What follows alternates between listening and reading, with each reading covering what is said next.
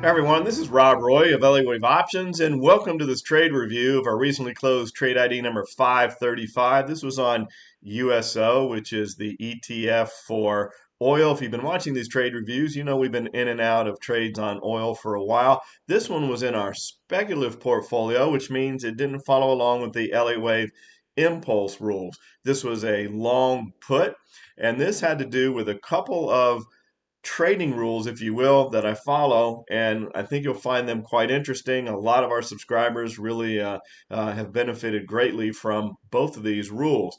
The entry alert was sent out on March 7th, and if I bring up the chart, you'll be able to see that oil had made a vertical move to the upside. So there was two scenarios here. If you've watched any of my recordings, you likely have heard these rules before, but if not, they're really good rules to apply to whatever technical trading system you utilize. One of those is what you can see the separation from the 10-day moving average. So one of my rules is no security in any time frame is very far away from the 10-day moving average. They just don't. They're going to come back together. And then the other rule is when something goes vertically up, often it comes vertically back down. So in the end, the gist here is that we were overbought significantly short term on oil. And then you can look at one of our favored confirming indicators, the CCI. We have a set of confirming indicators that go along with our Elliott wave system. And oil had made an extreme point high, moving out of the normal range. Also, an indication that oil was overbought short term. Hence the reason we sent out the long put. Well, as you can see, it was a very short-term trade, just a one-day trade.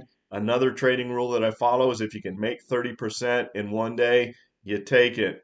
And the exit was sent out one day later, and you can see exactly what happened. Both of the rules that I just described to you were followed, vertically up, vertically back down, and we came back down to the 10-day moving average.